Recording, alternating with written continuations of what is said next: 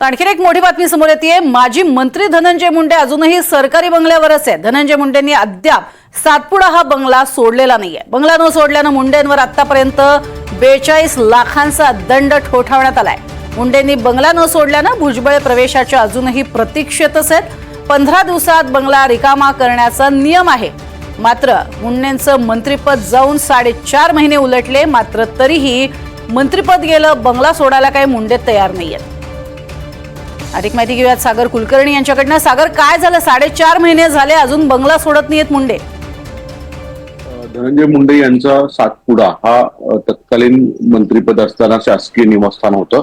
अर्थात अर्थसंकल्पीय अधिवेशनामध्ये ज्या नंतर घडामोडी घडल्या आणि त्यानंतरनं धनंजय मुंडे यांना मंत्रिपदावरनं पायउतार व्हावं लागलं। जवळपास एक साधारणतः कोणतेही कॅबिनेट मंत्री असतील किंवा कोणतेही अधिकारी असतील तर ते पदावरनं ते ज्यावेळेस निवृत्त होतात किंवा त्यांना पदावर सोडावं लागतं, त्यानंतरनं तिथे काही दिवस ते राहतात ही वस्तुस्थिती आहे। कारण की अर्थात त्यांचं घर सगळं तिथं असतं, निवासस्थान सगळं शिफ्ट करायला वेळ जातो ही वस्तुस्थिती असली तरीही तब्बल 4 महिन्यापेक्षा अधिक कालावधीत धनंजय मुंडे यांनी अजून बंगला सोडलेला नाही।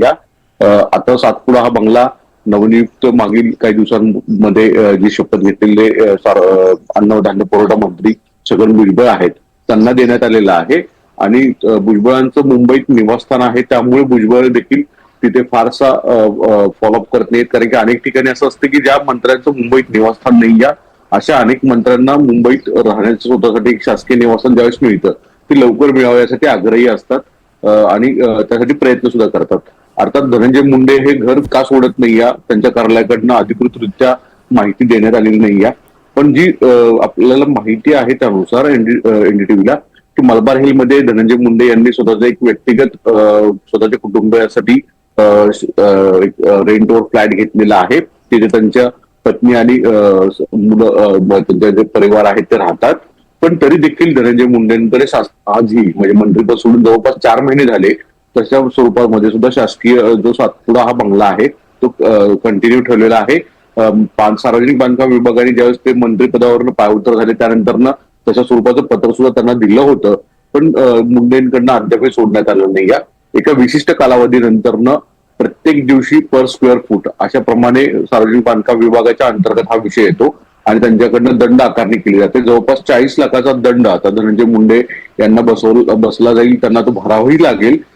पण शक्यतो जे मंत्री आहेत ते स्वतः पाय उतार झाल्यानंतर जवळपास 1-2 महिन्यानंतर का होईना पण बंगला सोडतात।